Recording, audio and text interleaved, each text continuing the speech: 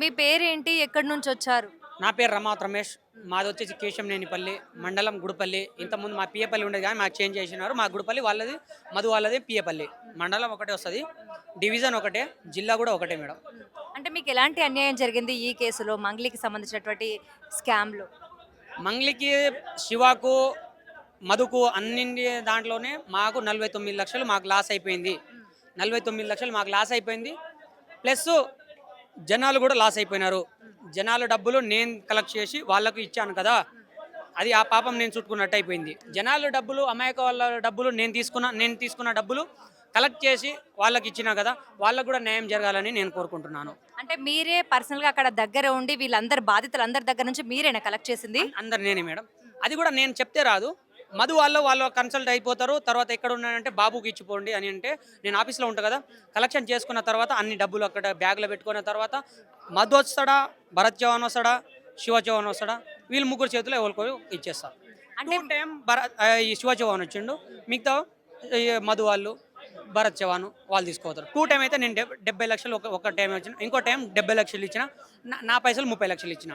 అంటే 2 సార్ల ఈ శివ చౌహాన్ ఎవరైతే ఉన్నారో మంగ్లీ తమ్ముడు ఆయనకిచ్చారా? లేకపోతే వేరే శివకిచ్చారా? శివానికి 72 సార్లు ఇచ్చిన, 30,00,000 నా క్యాష్, మా నాన్న పైసలు ఇచ్చిన.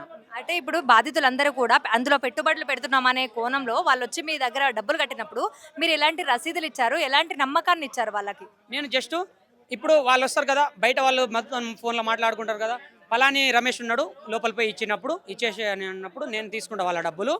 తీసుకున్న తర్వాత 50,00,000 వస్తే 50,00,000కు ఆయన పేరు, వాళ్ళ నాన్న పేరు, వాళ్ళ ఫోన్ నెంబరు, అల్ల స్లిప్ అట్లా ఒక చిన్న స్లిప్ పెట్టి దాని మీద రబ్బర్ బ్యాండ్ పెట్టి అల్ల పెట్టేస్తా. నాకు డౌట్ వచ్చిందా, మనుషులు ఎంతమంది వచ్చారు, కలెక్షన్ మళ్ళీ నేను ఒక్కసారి రికౌంట్ చేసుకుంటా. నాకే డౌట్ రాలేదా, అవన్నీ అల్ల పెట్టి ఆ చిట్టీలు బయటికి తీసి నేను పారేస్తా. మిగతా డబ్బులన్నీ కలెక్ట్ చేసి వాళ్ళకి పంపిస్తా. అసలు మరి ఇన్ని రోజులు మీరు ఎక్కడికెళ్లారు? చాలా రోజుల నుంచి కూడా ఈ స్కామ్ జరిగిందంటూ చాలా మంది బాధితులు పోలీస్ స్టేషన్‌లో కేసులు పెట్టడం జరిగింది. అలాగే అసలు చాలా ఇదంతా ఇష్యూ జరుగుతుంది. ఇన్ని రోజులు మీరు ఎక్కడున్నారు? ఇప్పుడే ఎందుకు బయటకొచ్చారు? ఇది కొన్ని కారణాలుగా నేను నిన్న లైవ్లో కూడా చెప్పిన, నేను వేరే వేరే ఛానల్లో కూడా చెప్పిన. ఇప్పుడు చెప్పాలంటే టైం లేదు మేడం. నాకు బెదిరించులు కొన్ని కారణాలుగా నాకు బెదిరించిండు. ఎందుకని అంటే అది నేను ఆ ముక్క కూడా ఇప్పుడు చెప్పేస్తా. ఇప్పుడు ఒక ఫ్రెండ్గా, ఒక దోస్తుగా చాలా రోజుల నుంచి మా కంపెనీలో పనిచేస్తుండు. ఆయన భూమి కుదువలో పెట్టిండు అని అంటే ఏంటి, మార్టిగేజ్లో పెట్టిండు భూమి, 7,00,000 తెచ్చిండు. తెస్తున్నాగానే నేను చెప్పిన, అరే రమావత్ వీటలు వద్దు, పైసలు వద్దు, నువ్వు పెట్టకు పైసలు, ఏదో ఇక్కడ కొంచెం లొల్లైతుంది, నీకు కూడా ఉన్నారు కదా ఇంటికాడ అమ్మ నాన్న ఉన్నారు, వాళ్ళు మీ మిస్సెస్ ఉన్నారు, మీ పిల్లలు కూడా ఉన్నారు కదా, ఈ 7,00,000 పెట్టినా కానీ నీకు లాస్ అవుతుంది కదా, నువ్వు కొంచెం బ్యాగ్ తీసుకో అని నేను అన్నా. అది మైండ్లో పెట్టుకోవచ్చు కదా ఆయన. పెట్టుకోకుండా డైరెక్ట్ పోయి ఏమన్నాడు, మధుకు అన్నాడు, మధు మీ ఆఫీస్లో మన రమేష్ ఉండు కదా, రమేష్ ఇట్లా నాకు అన్నాడు ఆ మాట అని అంటే, నాకు 1 డే తర్వాత నాకు మధు వచ్చిండు. ఈయన మధుకు చెప్పిండు, విటల్ అనేటోడు మధుకు చెప్పిండు. మధు నాకు ఆఫీస్లో లోపల తీసుకుపోయిండు, బెదిరించిండు. అట్లా చెప్తావరా, అవసరమా నీకు చెప్పడం? నీకు నీకు నీకు ఎంత నమ్మకం నేను పెట్టుకున్నా. ఇక్కడ చాలా మంది వస్తారు, చాలా మంది రాజకీయ నాయకులు కూడా వచ్చారు, వాళ్ళ పేరు ఇప్పుడు దాకా నేను తీయలే, ఇప్పుడు దాకా కూడా తీయలే. అంటే రాజకీయ నాయకులు ఏ విధంగా వచ్చారు? అంటే పైసలు కట్టడానికి వచ్చిరా? లేకపోతే ఇందులో వాళ్ళ హస్తం ఉందా? హస్తం ఉంది, వాళ్ళు అప్పుడప్పుడు వస్తూ ఉంటారు, పోతూ ఉంటారు. వాళ్ళు వచ్చిన ఫోటోలు కూడా ఉన్నాయి, మన కాడ ఆధారాలు కూడా ఉన్నాయి, ఫోటోలు ఉన్నాయి. అంటే ఈ ఫోటోలన్నీ చూస్తే ఇప్పుడు ఏఐ కూడా ఫోటోలు వస్తున్నాయి. అలా ఎలా నమ్మాలంటారు? ఇప్పుడు అంటే అంటే ఇప్పుడు ఫోటోని చూసి మనం ఒక సాక్ష్యాధారంగా తీసుకోవచ్చు అంటారా? తీసుకురావచ్చు కదా మేడం. ఇప్పుడు మేము వాళ్ళకి డబ్బులు ఇచ్చినాయి, కొన్ని రాజకీయ నాయకులు వచ్చిన ధైర్యంతో కదా మాకు కూడా చెప్పిండు, పలాని వ్యక్తులు వస్తారు, పలాని వ్యక్తి వస్తారు, మన వాళ్ళే, మొత్తం మన వాళ్ళే, మనకు తెలిసిన వాళ్ళే, మనం మొత్తం మా పెద్ద పెద్ద టీంలు ఉంటాయి పైన అని అంటారు కదా, ఆ విధంగా మాకు తెలుస్తుంది. అయితే మీకు ముందు ఇందులో జాబ్‌లో మిమ్మల్ని పెట్టుకునేటప్పుడు ఎవరు మీతో మాట్లాడి మిమ్మల్ని ఇందులో ఆఫీస్‌లో ఉండమని చెప్పి మిమ్మల్ని జాబ్‌లో పెట్టుకున్నారు? రమావత్ మదే డైరెక్ట్గా మేము ఇంతకుముందు మేము కంపెనీలో పనిచేస్తాం కదా, వేస్టేజ్ కంపెనీలో పనిచేసినాం, విన్ఫినిత్ కంపెనీలో చేసినాం. అదేవిధంగా కొన్ని కారణాలుగా మేము లాస్ అయిపోయినాం కంపెనీలో. మేము వేస్టేజ్ కంపెనీలో కొన్ని లాస్ అయిపోతే బయటికి వెళ్ళిపోయినాము. వెళ్ళిపోయిన తర్వాత ఈయనేమో ఈ రియల్ ఎస్టేట్, ఈ దందా, ఈ మైక్రో స్కామ్, అంటే మైక్రో ఇప్పుడు వచ్చింది కానీ ఈ దందాలు చేసేది, ₹5 మిత్తిస్తా, నీకు ₹6 మిత్తిస్తా అని జనాల కాడ నుంచి తీసుకొని gold, Fortuner car, Mahindra car ఇది తీసుకున్న తరపు షోయింగ్ ఎక్కువ ఉంటుంది. షోయింగ్ ఎక్కువ ఉన్నప్పుడు జనాలు ఎక్కువ గుడ్డిగా నమ్మిరు, మనకు కూడా వస్తుంది, మనం కూడా బతకొచ్చు, ఇట్లా వీళ్ళ ద్వారా పోతే మనకు కూడా బతకొచ్చు అనేది ఆ విధంగా మాకు లోపల తీసుకుపోయిండు. అంటే మీరు అట్లా అనుకొని వెళ్ళిరా? లేకపోతే ఆయన అలా చెప్పి తీసుకెళ్ళిండా? అలా చెప్పిండు, అలా అనుకున్నా రెండు. ఇలా చెప్పిండు, ఇలా నాకు కనిపిస్తున్నాయి. మహీంద్రా తారు నిన్న మొన్నటోడు ఈయనకి తినడానికి తిండి కూడా లేదు, ఈయనకి మహీంద్రా తారు, ఫార్చునర్ ఇవి తీసుకుంటూ, గోల్డ్ కూడా తీసుకుంటూ, గోల్డ్ పెట్టుకుంటుండు. అంటే ఇది ఈయన వెనకాల ఏదో ఉంది, పోతే బాగుంటుంది ఇట్లా కూడా అనుకున్నా.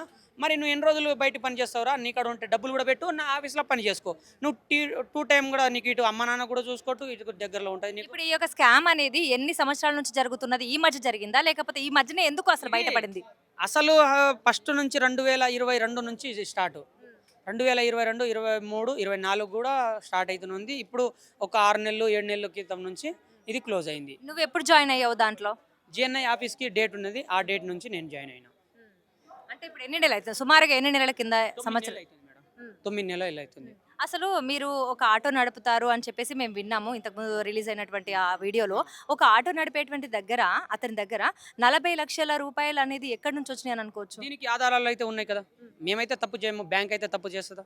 బ్యాంక్ త్రూ అంటే ఎక్కడి నుంచి వచ్చాయి మీ దగ్గరకు అంత డబ్బులు? గోల్డ్ పెట్టినాం, మా అక్క వాళ్ళ గోల్డ్, మా వాళ్ళ నుంచి వాళ్ళ రిలేషన్ నుంచి. ఇప్పుడు మనిషి కాడ 1 లక్ష లేనిది ఏం రైతు ఏం లేడు మేడం. మస్తు పంటలు పండుతున్నాయి, అటు 1 2 లక్షలు వాళ్ళు జమ చేస్తారు, వాళ్ళు నాకు మూట ఇచ్చిరు, నేను ఈయనకి మూట ఇచ్చిన. ఇప్పుడు 5 లక్షలు మామ వాళ్ళు ఇచ్చిరంటే వాళ్ళ ఇంట్లో నుంచి ఏం కాలే, వాళ్ళు బ్యాక్ సైడ్ నుంచి తెచ్చిన వాళ్ళే. నేను ఒక క్యాండిడేట్ కదా, నా వెనకాల దాదాపుగా 9 నుంచి 10 మంది ఉన్నారు. వాళ్ళ కాడ నుంచి నేను డబ్బులు తీసుకున్నా, ఆ డబ్బులకు నేను మధుకి ఇచ్చిన. అంటే నువ్వు వీళ్ళ దగ్గర అప్పు తీసుకున్నావా? లేకపోతే నువ్వు ఒక స్కామ్ కింద మీరు వాళ్ళని చేర్చుకున్నావా? లేదు, మా వాళ్ళకు నేను అప్పు కింద తీసుకున్నా. నాకు కొన్ని ఫ్లాట్ తీసుకోవాలి, కొన్ని తీసుకోవాలని. ఇప్పుడు ఇట్లాంటి దాంట్లో ఏంటంటే ఫ్రాడ్, పైసలు ఇయ్యరు. ఇప్పుడు మనకైతే ఇది తెలుసు కదా, దీని గురించి మంచిగా వడ్డీ తింటున్నారు, ఇది చేస్తున్నారు అది చేస్తున్నారు అని మాకు తెలుసు.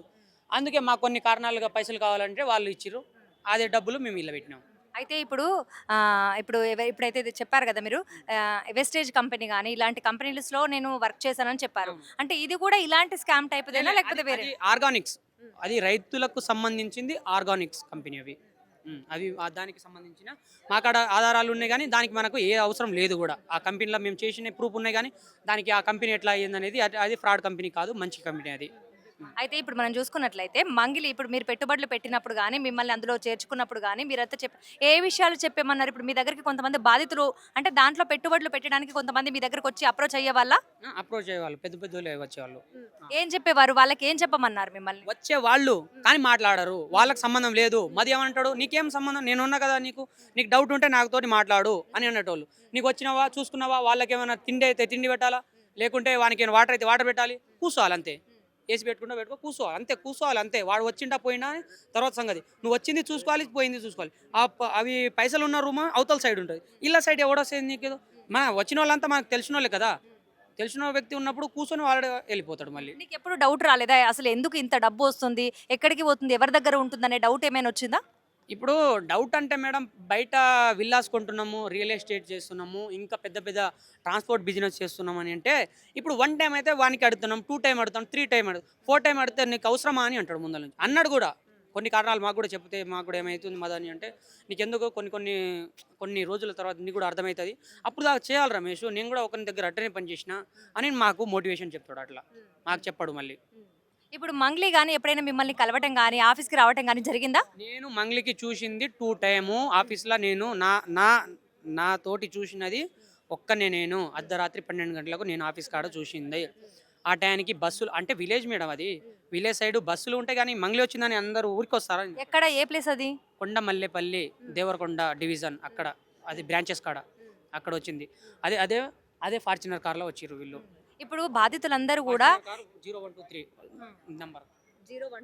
నంబర్. సో ఆ కార్లో వచ్చారు మంగ్లీ గారు. సో అయితే ఇప్పుడు ఇంతమంది బాధితులు ఉన్నారు కదా, చాలా మంది ఏమంటున్నారు అంటే 100 కోట్లు స్కామ్ జరిగింది, 200 కోట్లు అంటున్నారు, కొంతమంది 1000 కోట్లు అంటున్నారు. ఎంతవరకు ఉండొచ్చు మీ అభిప్రాయం ప్రకారం? 1000 కాదు, 2000 కాదు, 3000 కాదు మేడం, 300 కోట్లు దాకా స్కాము. అది కూడా వాళ్ళది కలిపితే 350 దాకా పోవచ్చు. అది కర్నూలు వాళ్ళది కలిపితే 350 దాకా పోవచ్చు. మాదే 250 చిల్లర ఉంటుంది.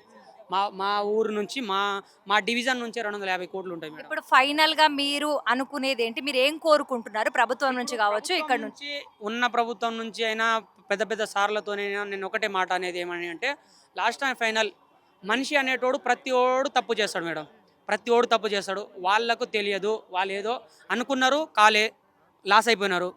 వాళ్ళ డబ్బులు మీరు ఎక్కడైనా ఇన్వెస్ట్మెంట్ చేస్తే, మీ భూములైనా ఎక్కడైనా పెడితే ఆ డబ్బులు తీసి మళ్ళీ రిటర్ను. తప్పు చేసిన ఇప్పుడు కూడా మేము తప్పు మీరు చేసిన మేము అంటున్నాం, కానీ ఇక మేము అనం కూడా. తర్వాత మా డబ్బులు మాకు ఇచ్చేస్తే మేము ఏమన్నాం, అది కూడా మాకు పైసలు దక్కకుంటే. మేము ఇప్పుడు గల్లీలో ఉన్నాం కదా, ఇప్పుడు మా వెనకాల నేను ఇప్పుడు 2 డేస్ అయింది, ఇంత నాకు ధైర్యం వచ్చి, ఇంకా 5 డేస్ అయితే ఇంకా నాకు ఫుల్ ధైర్యం వస్తుంది. గల్లీలో ఉన్నా కదా ఢిల్లీ దాకా నేను పోరాడుతా. జనాల తరపు నుంచి నేను గల్లీలో ఉన్నా కదా ఢిల్లీ దాకా నేను పోరాడే బాధ్యత నాది. ఇది 100% నేను పోరాడుతాను. అదొక్కటే నా కాడ నుంచి ఉన్నది.